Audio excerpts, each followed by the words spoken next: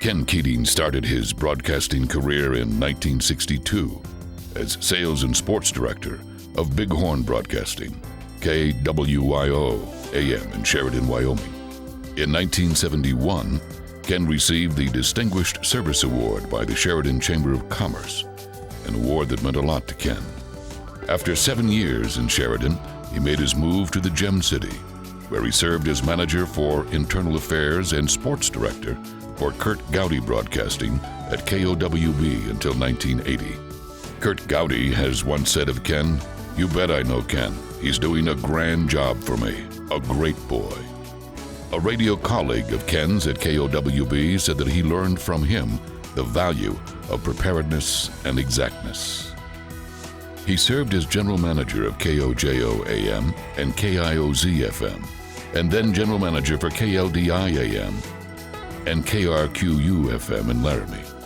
Then made a move to Bullhead City, Arizona in 1988 as sales and general manager of KFLG AM and FM. Ken's broadcasting career included narrating political announcements for Governor Ed Herschler, director of sports programming for Wyoming for the Intermountain Radio Network, and was a guest instructor at the University of Wyoming Journalism and Telecommunications Department in techniques and methods of broadcasting.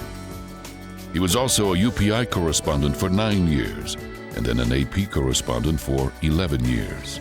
Ken also served as director of the Wyoming Association of Broadcasters in the 80s. One of Ken's true loves was play-by-play, including the Shrine Bowl of Wyoming.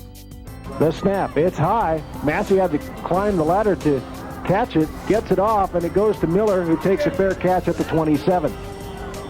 And Aaron Metcalf almost ran into Tom Massey, but I don't know how he avoided it. Ken broadcast high school games for over 19 years. He indicated on an application form that it was great fun working with young high school athletes. He announced University of Wyoming football and basketball games for over 10 years. No athletic team he covered could match Ken's game planning. His depth charts were not only deep with his knowledge of each player and plays, they were colorful works of art. Ken's play-by-play and color broadcast were steady in tone, accurate in reporting, and humorous at the right time. More important was the respect he had among his journalistic peers, coaches, athletes, and fan listeners. No one disliked Ken Keating. For his professionalism in the sporting arena, Ken was selected Wyoming Sportscaster of the Year by the National Sportscasters Sports Writers Association in Salisbury, North Carolina, 5 different times. He was also the Wyoming Association of Broadcasters Sportscaster of the Year in 1977 and earned the Distinguished Service Award by the Wyoming Coaches Association, as well as the Distinguished Service Award Region 7 of the National Federation of High School Athletics.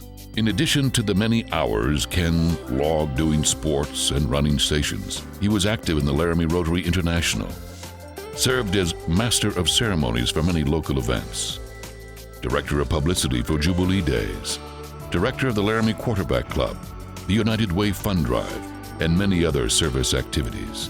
Ken and his wife, Mary Lou, have 2 children, Lori and her husband, Chris Floyd, and Kathleen Keating and her husband, George Farr. They have 2 grandsons, Cactus and Coulter, and 1 great-granddaughter, Caitlin. Ken's family said that he was one of the fortunate ones who had so many people assisting him in excelling at his chosen career.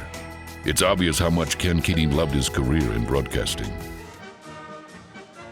Ken passed away on November 17, 2005, in Bullhead City, Arizona.